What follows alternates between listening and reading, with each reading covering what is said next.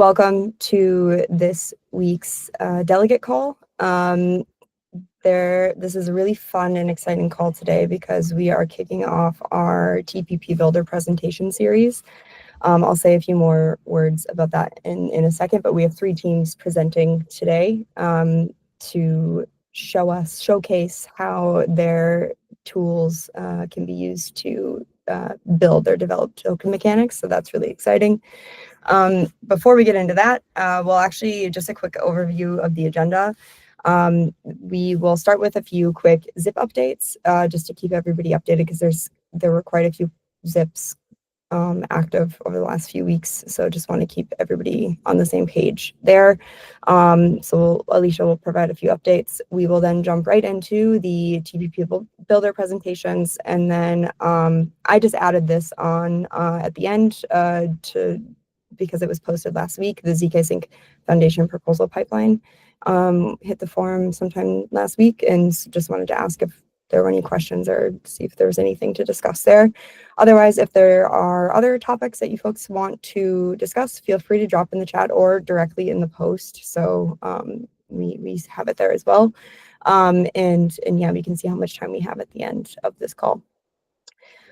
Great. Okay, then jumping right into it, Alicia, do you want to give an overview of the latest zip updates, please? Sure thing. Okay, so zip 6 has a 2-part execution, and part 2 is anticipated to be executed by the end of next week. Zip 6 was the prepared ZKsync for ZK Gateway, so it's like V26. Zip 7 has been executed today and was approved by the Security Council over the weekend. And Zip 8 closed voting yesterday and will be going through the veto period. And then the Security Council is scheduled to for their approval deadline, I think, for Wednesday next week. And then execution of Zip 8 should take place by the end of next week as well. So basically, once we get to the end of March, we should be completely up to date on all of the zips that are currently active in the pipeline in some way. Great. Thanks, Alicia. And just to highlight one point again, just so it's clear, Zip 8 can't be executed until Zip 6 is fully executed, right? Just in terms of order operations. Great. Okay, any questions for Alicia on any of the recent zips? Wonderful. Then we can get the party started with our TPP Builder presentations. So just as a reminder of what this is, if you haven't seen it on the forum. So a few weeks ago, Rafa and I started this category, or wanted to start this category in the forum called TPP Builders. Because over the last few months or 6 months or so since governance has launched, we've been in conversation with some really great, interesting teams who are already kind of naturally building elements or building blocks of token mechanics, which is kind of the big deal over here with token programs in ZKsync. And we really wanted to have a place to be able to showcase those teams who are working on these elements of token mechanics, or TPP builders, so building blocks of token mechanics, as we like to call them. So we started the category to provide a space for teams, and we invited a few teams we had already been speaking to post in that category with a little introduction of the team, what the tool or service is, and how they feel it aligns not only with the kind of ZKsync credo and standards, but also with token mechanics and how it could be used possibly in different token programs. So these calls, or this presentation series, is basically an extension of that. So today we have our first kind of tranche of presentations. These will be happening over the next few delegate calls. So our bi-weekly delegate calls on Tuesdays. We'll have 3 or however many we're able to secure for that day, folks or different teams presenting. Today we have Drips, the Butter team, and PoolTogether. And as you see over the next few weeks, there's already folks who have signed up the sign up process, if you're interested in claiming one of the slots, the sign up process is very simple. Just reply in the thread on the forum, and we can organize a slot for you to present. One note I will say is that we are trying to prioritize folks who are building like technical tooling first. There's a few folks who are also posting in TPP builders who are providing more services or service-based kind of TPP builder elements, which is also great. But for these kind of first few slots, we really wanted to highlight the technical tooling kind of infrastructure pieces that are being built around token mechanics right now. So yeah, without further ado, yeah, I guess, well, one note, I guess we did try to, Rafa and I did mention a few of these and provide a few examples of these during the Denver meetup. And this is just like a snippet from the summary and key takeaways posts that's also on the forum. So these are like very high level examples. We'll see, but today we'll get to see some more detailed and specific examples from the teams presenting today, which is really exciting and cool. So I will actually stop sharing my screen now, and I will pass it over to the first team presenting today, which is Drips. If you folks are still down to go first. One thing I will say before I get started, I will be the timer, the annoying timer in the chat. So I'll keep track of time and post kind of time updates as you guys go along. Each presentation or each team will have about 10 minutes to do a brief presentation and a slot for like Q&A. So yeah, that's just a reminder there as we go into the presentations. Any questions? Now, I'll just say that the thing that's really top of mind for us, the governance team, when we're talking to, for example, the foundation where Marco presented their pipeline, is that we are reminding them to really focus on maturing token mechanics. And a lot of that has to do with composing the different tools that exist. So just FYI, yeah, when hopefully whenever we find the right opportunity, that's what we're striving for, connecting the right people to creating the proposal so that we have autonomous flows, or as I think Uniswap has been calling it, like moving towards autonomous governance. Great. Okay. LA, are you ready to rock? Yes. Awesome. Can you hear me okay? Yes. Yes. And can you see my screen already? Yes. Awesome. Okay, yeah. Thank you for having me. It's good to be here. My name is Ele. I am the founder of the Radical Project, which is a privacy-preserving and censorship-resistant forged network for code collaboration, if you wish. And then over the last 2.5 years, I've been also working on Drips, which is a toolkit for rewarding builders within your ecosystem that is really centering around the idea of programmable value flows. I haven't prepared the presentation. Drips is widely used by now. So I was like, you know what, I should just come here and just, do a demo and just show you the tool and then talk about what I think it's relevant for ZK Nation. So Drips is a tool for rewarding builders that just allows you to have these programmable value flows. And the main idea behind the tool centers around what we call a drip list. And I'll show you this thing in action. Actually, let me go to my screen, and you can see basically how the app looks like live. I have already, created a list, and this is the canonical object within Drips. You can think of this as a money router, and the way this thing works is that, as you can see, it has a title. This is an example I created. I call the ZK Nation example TPP. It has a description where you can add all sorts of different metadata. In this scenario, I'm just writing an example TPP that rewards builders within our ecosystem for meeting certain growth metrics over time. You can see the creator and, That creator can be an EOA, of course, it can be a multisig, can be another smart contract. And you can think of this as the admin of this money router. And this is quite important. And then, of course, you can see the recipients and the percentages associated with that. And in this specific example, as you can see, I'm using 3 different recipients. I just picked some random projects from your ecosystem. I actually went and show, which projects are active. So you can see things like a cross or pancake swap there. And next to them, you can see that basically splitting whatever is coming into this list equally. So 33.3% is going to each of these different recipients. Probably another thing that is getting your attention here is you see here, these are GitHub repos, right? And one of the unique things about Drips is that as a recipient of one of those different money routers, you can have an Ethereum address, of course, you can have an ENS name as well, but also you can have these GitHub repos, and we have this, interesting flow where you can, in fact, fund a GitHub repo before even, having an associated Ethereum address, which is quite handy for a bunch of different ecosystems.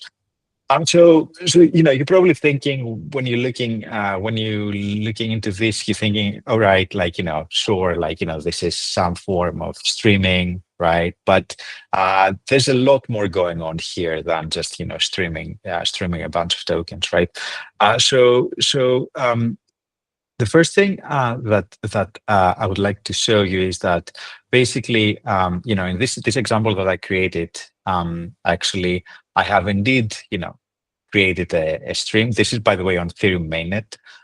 We currently in the process of auditing our contracts on ZKsync, so we're coming. But yeah, for this demo, I'm just using Ethereum mainnet. And what you can see here is that effectively I'm just streaming, a bunch of USDC, like almost 10 USDC per month. I'm going cheap for this demo, and you can see that this thing basically has this per second settlement that you use. You probably used to from different streaming protocols. But one of the cool things that immediately you can, of course, do here is that if I hit this edit button, I can modify the stream, I can change the rate based on some logic, or I can even, pause it, right? And I'm not going to do this right now. I'm just going to go back. Let me just refresh this. So I'm not going to do this. But you have this possibility, I think, like in one of the examples that Rafa and Selby showed, you have the possibility to have what we call conditional streams, right? Where effectively you can have a feedback loop from your admin to the recipient of that specific TPP effectively. If in this particular case you have these 3 different recipients, you can imagine effectively the admin of that list modifying the rate here, potentially pausing or even removing some of those recipients. And the way I've been imagining this working within the ZKsync ecosystem, of course, you can have a capped minter effectively minting into a list. Every list has its own unique address, and then every list has its own governance. In that particular case, you can have your admin there, and then you can do things like conditional streams, or you can even take it even further, like do things like having a dynamic list that's allocating capital that is going into it based on some on-chain oracle, some logic, some milestone. Really, like basically the possibilities are quite endless here. So that's that's the main idea. You have these lists, you fund them, you have really flexible ways to fund them, you have really flexible ways to modify them.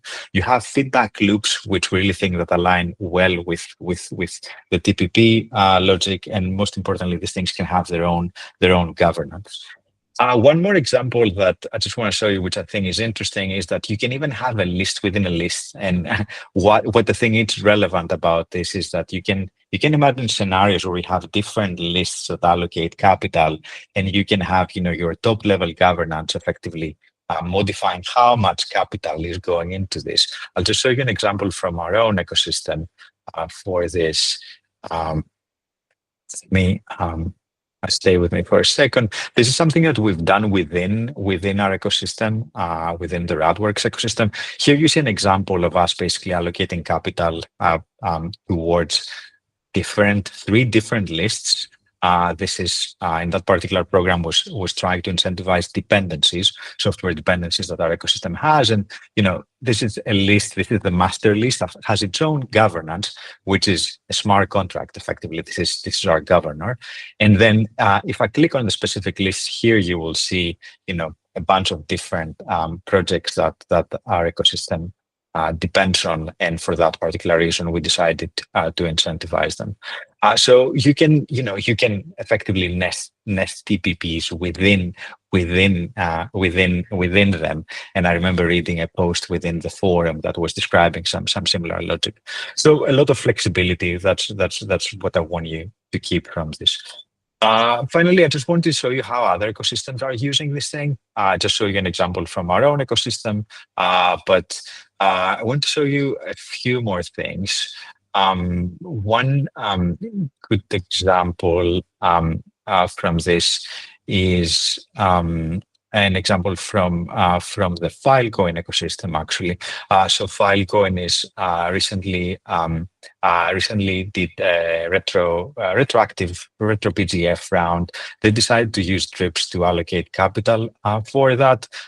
They're doing the distribution in stages, which is another thing that drips enables. You can see this in action here, and we are deployed on Filecoin. You can see the counter increasing over time, and you can also see here the different allocations that different projects have, and you can also see, if I click here, the live stream effectively of that. So that's just one example. And even more interesting example is happening within the Optimism ecosystem. Recently, we partnered with this organization. It's called Web3 Privacy Now.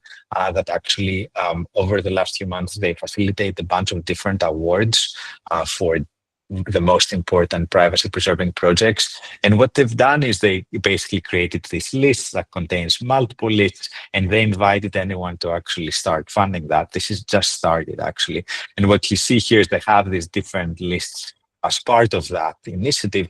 And then additionally, they have also the administrator and the operator transparently receiving a percentage allocation of the capital that is going in there, which I think is quite unique. So you can also incorporate the admin's fee if that's something that's actually happening within your system as part of the same proposal, as part of the same distribution.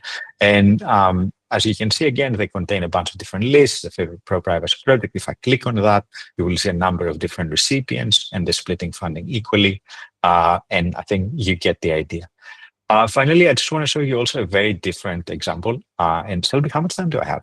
Do I have a minute? Like less than 2 minutes. Okay, I can be very quick. Okay, so the last example that I wanted to show you is actually coming from the Scroll ecosystem. So recently, Scroll used drips for a very different use case. So what they've done is they actually they did this hackathon in Argentina, and I believe that you can't see the correct screen.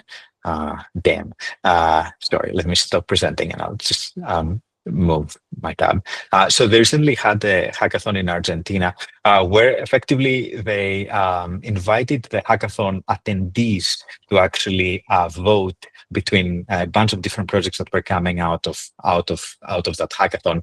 And this is, the last aspect that I want to show you about those lists. Those lists have something that we call collaborative mode, where you can invite multiple participants effectively to co-curate them in real time. In that specific case, the Scroll ecosystem invited around 2,000 attendees of that hackathon to actually vote on what project should receive what, and the output of that is this list that you see over here, and then they eventually funded that.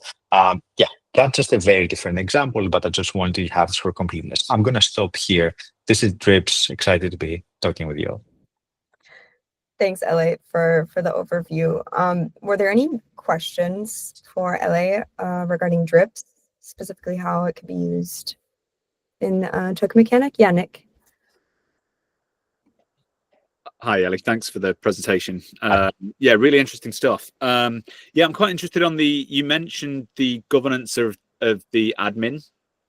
So you can sort of decentralize the admin around who gets the rights to change the balances across the different streams and splits. That's right. What does that look like? You mentioned a governor. Can you put Gnosis Safe in there? What kind of stuff can you plug into the admin there?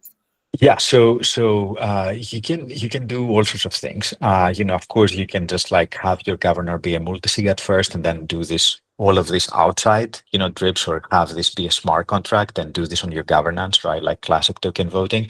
But also within drips, we provide an even more flexible model where you can effectively invite what we call collaborators. And these are basically one address, one vote within the UI. And then basically you can have a voting round effectively in the UI with like all the logic programmed around that. And then the outcome of that is basically these weights that are part of that drip list, and then same story with the funding. So there's a lot of flexibility. And then maybe the last thing to say is, of course, you can also have no governance, which is in fact like a feature in some of those designs. You can make this immutable effectively. This is a list. Now it has its address. Anyone can fund it, and then you go from there. Nice, thanks. One quick more question, and that's great. So Yep. the voting. Does that derive the splits when you do it from the votes? Correct. Thing about like you basically can constrain, like you can even constrain who are the recipients, and then you voting on those, you effectively create your own version of the list, and then you have an aggregator logic between those different votes. Think of this as like the average or the median of all collective votes. Yeah, great. And when you delegating streams to a repo, how does that break down in the permissions? Presumably anyone who's like on the repo can claim, but like who can claim the stream essentially at that point? Yeah, so this is an important question, and just to not be mistaken, when it comes to voting, we're using addresses. We do not use repos, right? So just for the voting of the recipient, we're using addresses, right? So you have that logic, but the feature, the functionality that I showed, where you can fund any GitHub repo, the way this works, it's actually quite cool. I wish we had time to show you, but the way it works that you actually go and place a funding.json within your GitHub repo. So effectively, the maintainers of that repo are the ones that have to coordinate with regards to which address now controls that repo on drips. And then there's an oracle that picks that up, puts this on chain, and then that's where basically from that point on, that address is basically in control of that repo. This is important, and the reason why we chose that is because in multiple open source projects, there is the point of coordination, which is the master or main branch within your forge. So yeah, that's how this works. This has been now adopted, I think, also by Optimism. Optimism is using the exact same logic. A bunch of different projects in crypto using the same idea with regards to associating GitHub repos with others. Thanks, Ellie. Let's catch up after. Really thanks so much. I really great questions, Nick. It's kind of showing how the wheels are starting to turn, or the things are starting to click of how these could be possibly used in different ways with token mechanics as well. Not your handle. I know you had a question as well, but I think that's okay. Yeah, I can come back to it. Okay, great. Sounds good. Thank you, LA, for the presentation. And yeah, I shared the thread. They posted a thread in the TPP builders category on the forum. If you have questions for LA or the Drips team, please go drop them on the forum. And I'm sure, or reach out to LA. We can figure out how to contact each other after the call. But the forum is always a great bet. Thanks again, LA. I will now pass the mic over to Butter.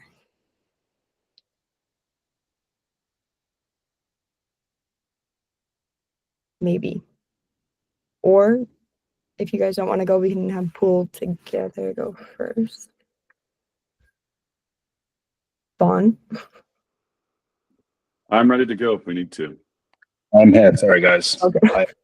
My headphones literally died the moment I saw you saying my name, Shelby. I'm here. All good. Yeah, I don't mind. But if whoever wants to go first, but Butter, or Vaughn, if you're ready, then maybe we'll just do the order that's on the form. Yeah, happy to go. Still. Great. So, hi everyone, I'm Vaughan, or Not Your Handle, from Butter. We're working on conditional funding markets. They are a type of futaki. Futaki meaning the application of prediction markets to making decisions. And the kind of TLDR I always have for decision markets is just think about using prediction markets to predict the results of your decisions and then using the results to make the decision. So I'm going to run you through here the mechanism we've been working on, and then show you how it relates to ZKsync. I want to start somewhere which may be teaching you, definitely are teaching this group to suck eggs, but I always think it's useful just to give you our framing on governance and why we think it's really important and that protocols need governance, even despite the fact that lots of people believe that after changes in administration, maybe you don't need DAOs and governance anymore, which I don't think is true.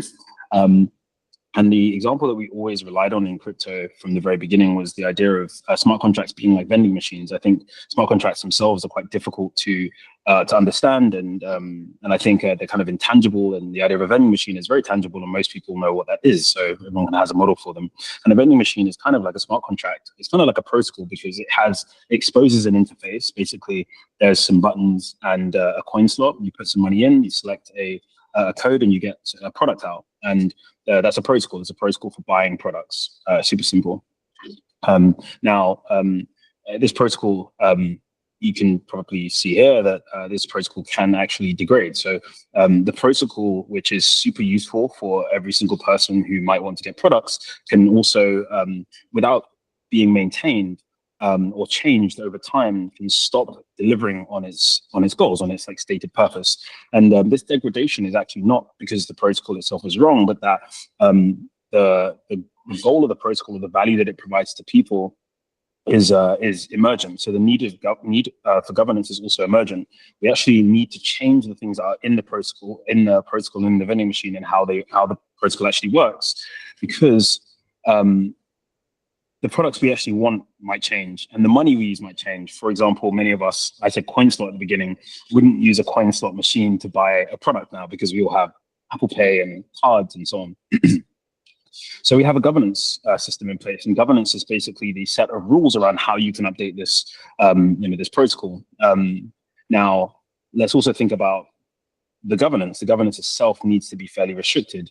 If, for example, anyone in the world could open up a vending machine and change the products inside, change the prices, this would completely destroy the value of the vending machine. Ultimately, if you have poor governance, and you do not constrain the way that the protocol can be changed over time, you can also destroy the value of the protocol. So I would like to say that protocol governance is actually just an extension of protocol design. It's meaningfully important, and it's something we should all invest in. Now, one of the things that I like to think about here is all the potential decisions you could make with respect to a protocol. We call this the action space. So you're looking at ZKsync as a protocol, and you're thinking about everything you could potentially do that might change it. Now, there are some of those things, a subset, which are aligned with the goals of the ecosystem. They do things, their decisions themselves improve the ecosystem. And these are the ones we want. And what we like to think of as governance is really how we figure out which things are inside that circle and which things are outside that circle. We do not want the things outside the circle. They do not help us. So Futaki really allows us to do this. And again, as I said before, we're trying to predict the outcomes of our decisions before we take them. Really, that's all Futaki is doing. I like to say that people are always running Futakis in their heads. They're always thinking about the results of their actions before they take them. Futaki just tries to distribute this across like a larger set of brains than just our own. It does this using markets. But a good way of thinking about Futaki is it's not what lots of people think it is, which is you predict something and then you make the decision based on the prediction. You actually you care about something you want to change. So you think about something you care about. Let's say in a protocol, it's fees. We care about fees being greater in the future than they are today. And then we say we could make one decision or another decision. We could deploy our network or deploy to network A or deploy to network B. These are our potential decisions. We forecast the impact on fees if we make one of those decisions, A or B. And when we get our result, this is what markets are supposed to give us, we hope, we can use that to make the decision. We can pick the outcome that's more favorable to us, i.e. we can pick the one that we know is inside this circle here. So hopefully that's a simple explanation of Futaki. And conditional funding markets, which is our version of Futaki, or our type of Futaki, is doing the same thing, but it's specifically focused on funding. So decisions where we are allocating some resources to some particular strategy, proposal, idea. And again, we would run the same process. We would observe the fees. We would then predict what would happen if we allocated some amount of capital, and then we would look at what happened afterwards. We'd use that to make the decision. And so we actually have one of these live right now. Markets predict the expected value of a metric. I'm going to quickly switch to what we have live. This is a grant decision that we're running currently with Optimism. Forecasters are in here allocating capital. This is play tokens at the moment, OP play, to different decisions. They're trying to forecast the increase in superchain TVL over 3 months once the capital is allocated. It's been running now for about just over a week and concludes later this week.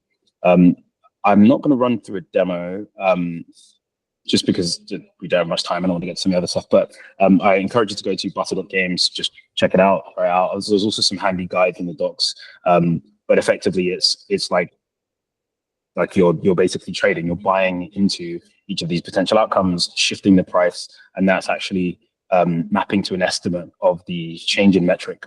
And then you're using this metric to make a decision. So to quickly cut back to the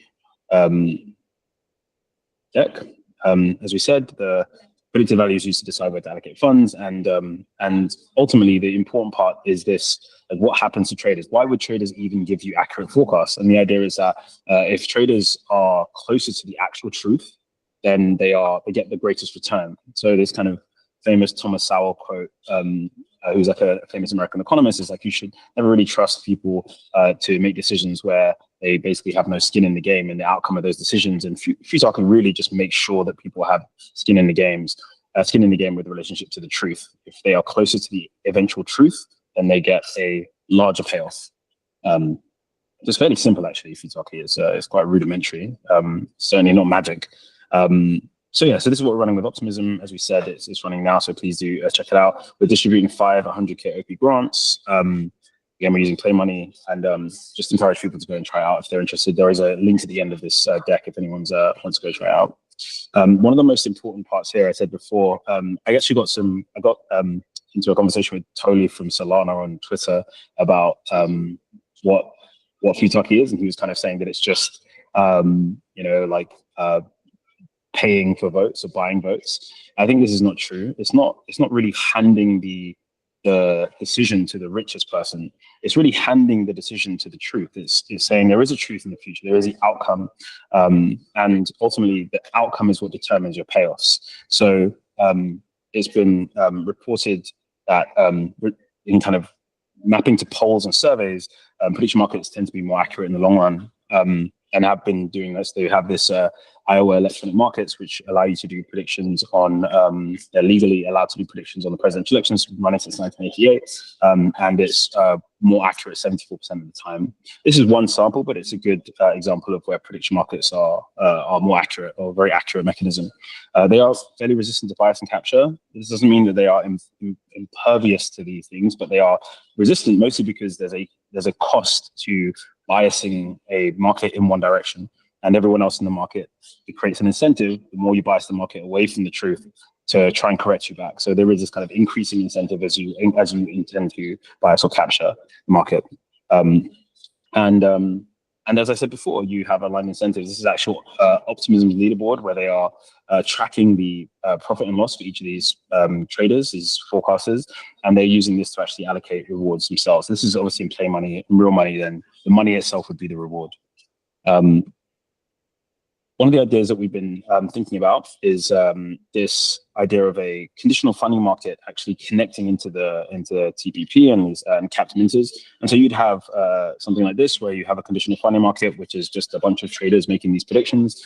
And what we do here is we would have a bunch of proposals. The CFM would select a proposal that would maximize something that they care about. Let's say it's like the price of ZK as an example, but it could be anything. It could be like TVL on the protocol, or or users or developers or something like that.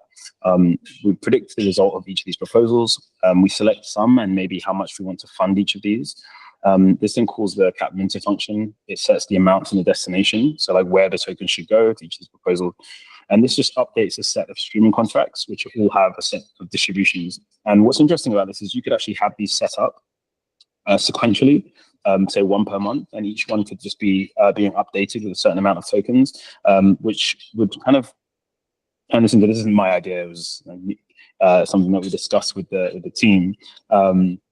But the idea is quite cool that you could end up with like a continuous CFM that's constantly just updating streams of tokens to different teams.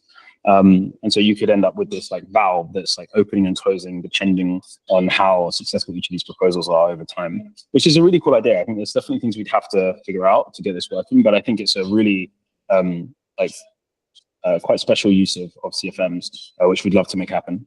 And again, I'm gonna finish now. I think I'm out of time, but if you're interested in participating, you can kind of join the experiment. You can reach out to me or just go into our Telegram and find the link.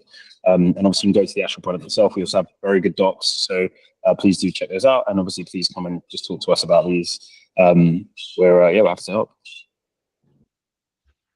Amazing. Thank you so much, Vaughn, for that presentation. I loved that last slide with the example. That was very helpful to kind of visualize how conditional funding markets could kind of plug in to some other infrastructure with token mechanics. Any questions for Vaughn or the Butter team? Yeah, Nick. Hey, thanks for the presentation, mate. As you know, we've had a few in the past. Yeah, so are you actually settling from oracles on these kind of things like TVL and fees and what have you? Does the market settle from those oracles at some point, or is it a kind of the prediction itself settles the outcome? An oracle settles the outcome. So at the end of the on the resolution day, there is an actual oracle question which has to be settled. This is what determines the price of the tokens. Right. So like the actual TVL of those protocols in there settle it. Okay. Yeah, I think there's I've noticed like some of the MetaDAO proposals don't have a huge amount of engagement. There's actually quite a few actors in there that are kind of like trading against each other, like essentially sophisticated Qtarchy traders at the kind of like edge of these niche markets, moving it about a bit. What have you seen on your side? Is there much engagement in the markets? How confident on the signal are you? So we've had 2,200 trades so far. We've had about 1.5 thousand unique visitors since we started a week ago. We're confident on the trades. I think that the prices are not converging where we'd want. I think the problem is with OP play, with play tokens, which is why we prefer real tokens. But obviously there's a limitation on what you can do with real tokens in terms of who can participate. It's that effectively manipulation becomes free. Like if you can just keep getting access to these tokens. So there are definitely some issues that we still need to fix. But this is our first outing. I think we're still just surprised at the amount of people who've contributed. And the stack, the thing I would say is, even though the range is way higher than we'd expect, the structure, like the ranking, is actually fairly accurate. So yeah, and I think there's a really good paper from Google, who ran prediction markets internally to make decisions for a number of years. Yeah, where they said and they said that people in Google tend to be very, very positive about Google's prospects. Kind of similar in crypto, like we all think that everything's going to go to the moon. So the prices are high. And we're hoping that they do start to settle down over time. Yeah, thanks, man. Yeah, really cool stuff. Cheers. Great. Thank you so much, Vaughn, and thanks for the questions, Dr. Nick. Yeah, if you have questions for the Butter team, I just shared the TPP Builders forum post in the chat. Feel free to go drop questions there and keep the discussion going. Conditional funding markets are always hard to present and hard to grasp in 10 minutes. And I think you did a really good job. So, but yeah, these are big, complex topics and we're all learning together here. So don't be scared to ask questions. Okay, I will pass the mic now over to Brendan from PoolTogether. Thanks, Shelby. Nice to meet you. Hello again, Rafa. It's good to see you. Thanks for having me on, you guys. I'm excited to talk about PoolTogether and ZKsync. I know ZKsync has been brewing for a long time, so we're very much looking forward to working together. You know, it's cool actually. I did a bug report to the ZKsync community tools for Foundry as well, and so Foundry is now fully working for scripts. So that's great. So we deployed to test it. Everything looks good. So I'm just going to share my screen here. Just give me a second.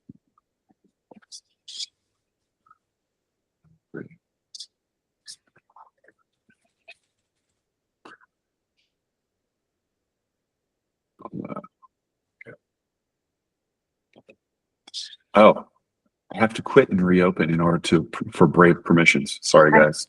Give me 10 seconds. We'll be with you. Sure. Okay, great.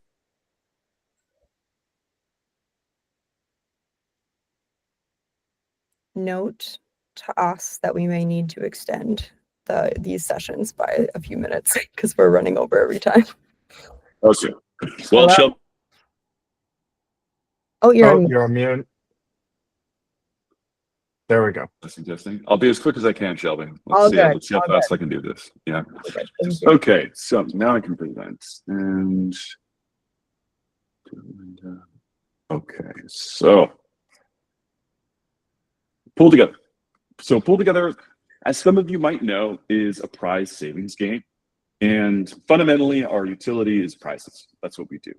And we've been operating since 2019. So we are so old. We are an ancient protocol. We've gone through 5 iterations, and with the most recent launch of V5 about a year ago, it's now fully autonomous and permissionless. And what's interesting, it's interesting to, hear the talk about governance, because we've actually gone in the complete opposite direction in terms of eliminating governance. It's proven difficult to have people manage parameters of the system. I think where governance works well is in terms of dispersing funds. That's where we found success. So I think the futurarchy is interesting, and I think what you guys are doing is very interesting as well with TPPs. And so, let's have a quick overview of how PoolTogether works. So it's gone through a lot of iterations. So I just want to make it very clear how the latest iteration works, because it's fully autonomous. And so that means that there is no owner of any of these different contracts. There's no one controlling these parameters. And so it's entirely algorithmically decided. And so it's pretty much set in stone how this thing works. But what isn't set in stone is the ability to add new vaults. And it's kind of interesting going back to Vaughn's slide about the vending machine, because it's something that we recognized early on, is that there's always going to be new assets. There's always going to be both new tokens and new yield sources. Like originally it was Compound, then it was Aave, and more recently it's Morpho. So allowing your protocol to adapt is critical, but doing so in a way that's permissionless is incredibly powerful. If you can avoid governance proposals to start, like let's approve of this and blah and that, because engagement drops, you got to pay these people to be there to make these decisions, and it just gets complicated. And so our goal with this system, with the V5, was to have it fully autonomous, fully permissionless. And that means anyone can add new vaults.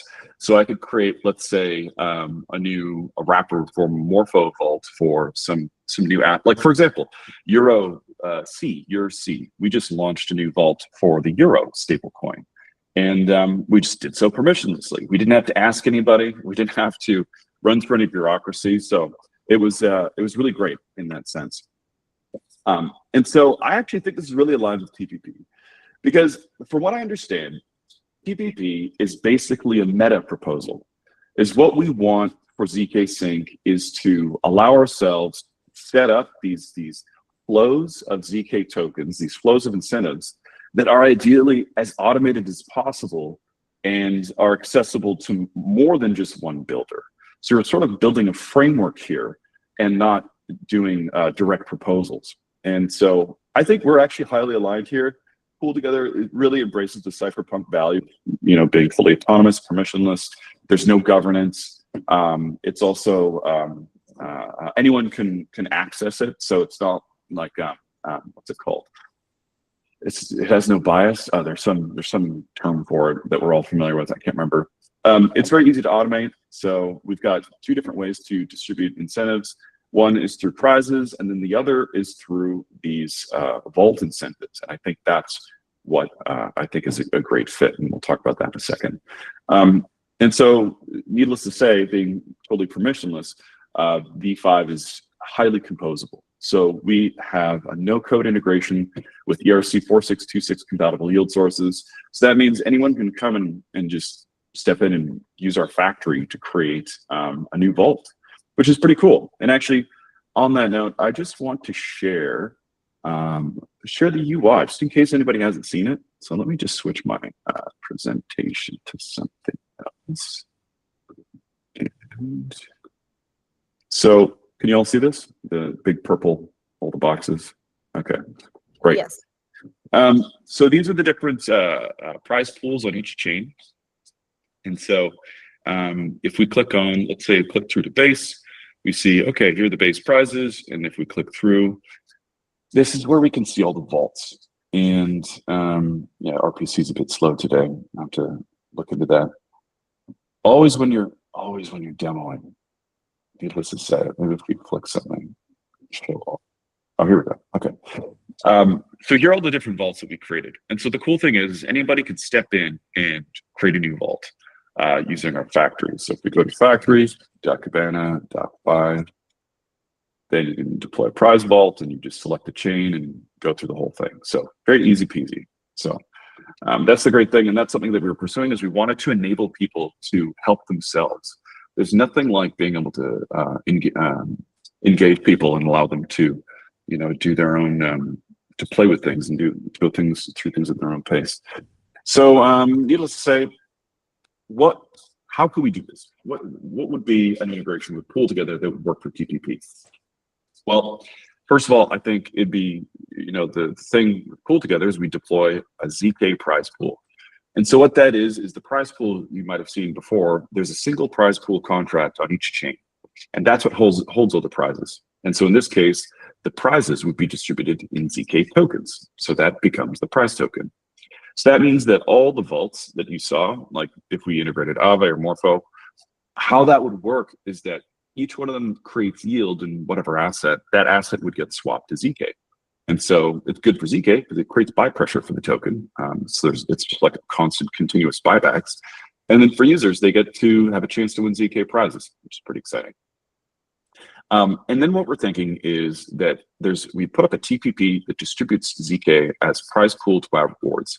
So this is our permissionless system that we just had audited. The audit completed a couple of weeks ago. But what it allows you to do is dump a bunch of tokens into this contract, and then they will be given out over time to all the different vaults proportional to the amount that they contribute to the prize pool. And so this is super cool because this means that if somebody creates new vaults, like a brand new vault, just unbeknownst to anyone, they will immediately be eligible for rewards as soon as it begins to contribute to the ZK prize pool. So it's a way to kind of have this feedback mechanism where you can see, okay, top contributors earn extra incentives. And it's great because we can integrate any yield-bearing system such as Morpho that is ERC462 compatible. And I want to make it clear that that's the no-code stuff we can do. But ultimately, at the end of the day, a prize vault doesn't even have to be yield-bearing. It could just be generating fees that then get dumped into the prize pool, and they can figure out their own eligibility for prizes in their own way. So it's totally flexible. But of course, our core value prop is no loss prizes. And so that's why the ERC 4626 is the most natural no-code integration for us. And so what's great about that is that anyone can come and spin up these new vaults. And so you can, and this is especially applicable to Morpho, which is also a very permissionless protocol, and that anyone can spin up their new lending markets, and then of course have their the sort of curator, such as Gauntlet, choosing all the different assets. And so what that means is that we can then tell Morpho, hey, okay, cool. Somebody just used Morpho to spin up some vaults. Well, now you can plug it into PoolTogether and you automatically will start receiving incentives.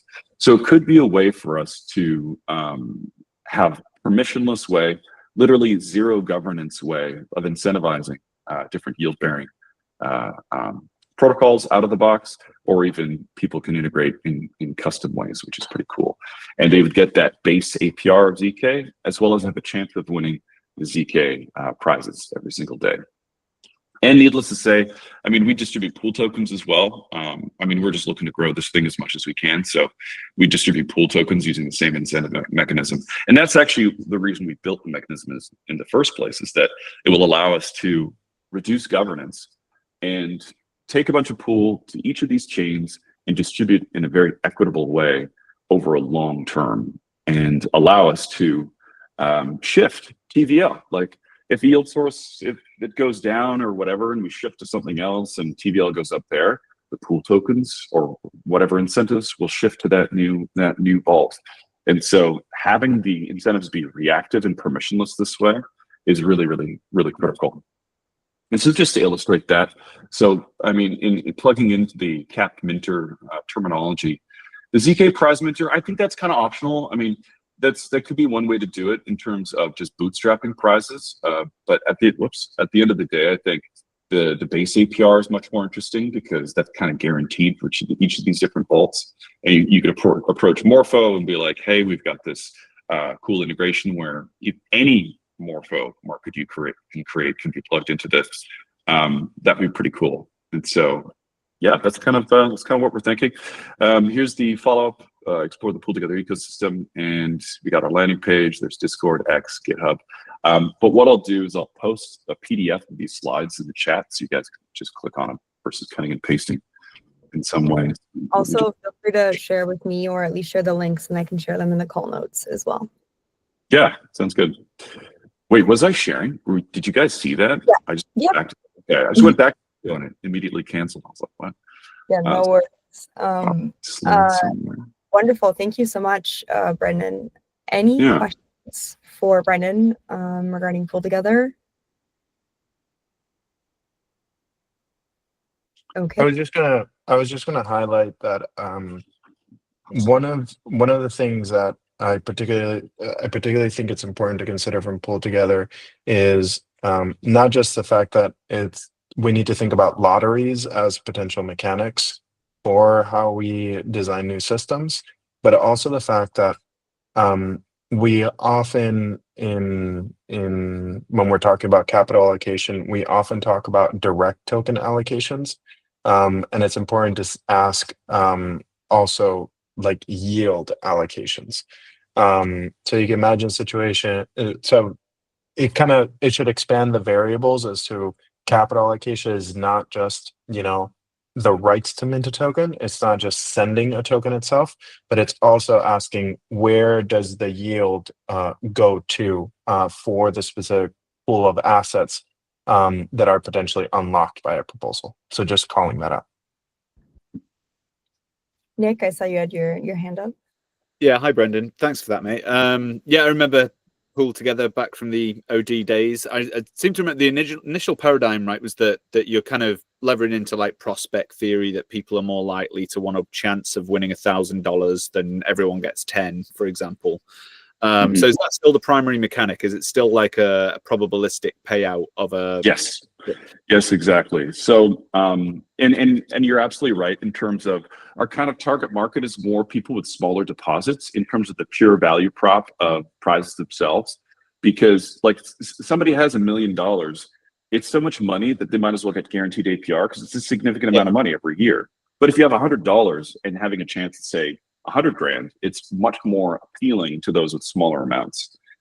This is actually one reason why we're particularly excited. We're launching on WorldChain probably in a couple of days, and it's a completely different demographic of user. It's going to be really interesting to see how that plays out, because the average holdings for each user is like 5 world. And so, of course, they don't want to lose that money, but they want to have a chance to win a lot of money.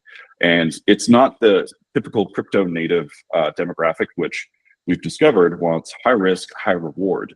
And they want the maximum risk possible. So it's gonna be really interesting to see how it plays out.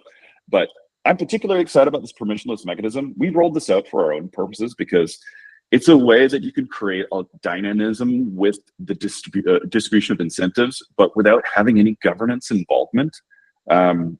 having to appoint somebody to choose things every single day or single week for us proved to be very challenging in the end with governance. I mean, we're still running governance. It's kind of in the tail end of its life, but it's been a very interesting experiment to see how it plays out in terms of, for us, I guess we had a lot of, we tried to not do anything. And so it was a lot of groundswell from the community, especially initially when we launched, because we're a very values-driven product in terms of eliminating lotteries, making people have safe, healthy savings habits. And so we got a lot of influx of people that began grants programs and built these things. But in the end, it was without sort of paying them under an umbrella of some kind of entity and really being organized, having accountability, it does tend to fall apart in the end, especially as, you know, treasury runs out. And the reality is that you're running a startup, that you have to make decisions and spend money that might not have returns. And these people that voting on dispersals of the treasury, they're like, no, we need to make money by spending this money. It's like, that's not how it works in startups. You actually have to dump a ton of capital into things in the hopes that it works. So yeah, anyway, so that's why we eliminated governance. Needless to say, long story short. Other mechanism, so you're using like a VRF type system for the random number generation. Is there any other logic? You mentioned like eligibilities and some other functionality. Yeah, that's a good question. So we really have two dependencies. One is the RNG and the other is the yield source. And other than that, the system can be fired out to any chain. The yield source, or sorry, the RNG that we partnered with and have like an out of the box pluggable connection with is WitNet. And what they do is it's a RANDAO. It's not a VRF, but they have their own UTXO chain that has a RANDAO to select the next group of validators, and they essentially bridge that RANDAO value. So the bridge is, from what I understand, fairly centralized, but it's verifiable. So you actually can see that, okay, does this match the value over here? And it's all very public. Yeah, random number generator, excuse me. But ultimately the RNG is pluggable. So if you guys do have a preferred RNG solution, we're happy to use them. WitNet's just proven to be like, they're happy to deploy to any chain that we want. Swap out the random number generation for some other logic, like a decision system, for example. Is it purely like it presumably ingests a random number and picks a person in the pool proportional to their stake of some kind? Is there a way to like use something else other than Nick, I'd be happy to tell you about the entire mechanism. I don't think we have time for that. But needless to say, like you take one 256-bit random word, you stick it into the prize pool, and it figures out who has won what in a very fully transparent but random way. So yes. Cheers, mate. Yeah. Very cool. Thank you. I love talking about it. Yeah, thank you so much, Brennan. There's obviously a lot of we love sparking curiosity with these discussions and with these presentations. So thank you once more to everybody who joined to present. LA from the Drips team, Vaughn from the Butter team, and Brendan from PoolTogether. I know we're right up on time here. Just wanted to flash my screen one more time. So in 2 weeks from now, we'll have more presentations, and maybe we allocate a little bit more time. I think we needed 45 minutes for this call altogether, so we'll kind of plan for that in the next call. So in 2 weeks from now, the next delegate call, we have Hats Protocol joining, Hedgie, and Areta. So it'll be the same format. Yeah, we'll have more fun folks presenting there. We're already up on time, but if there were any questions regarding the ZKsync Foundation proposal priorities post, we can also talk about that next week, maybe at the beginning of the call, just so we make sure we get to it. But if not, feel free to obviously always drop it on the forum. And just wanted to bring it up or mention it since it was a new post from last week. Otherwise, thank you, everyone. That's all we have. That's all the time we have today. I will, as always, post the recording tomorrow, along with some notes. I will try to reach out to all the presenters to get any links or slides or anything they're willing to share with us, and I'll just post it in this thread as always, and we'll link the recording and everything as well. Thank you, everyone. This is a lot of fun. I'm really excited for the next few weeks. More presentations here on these calls. Have a good night, everyone.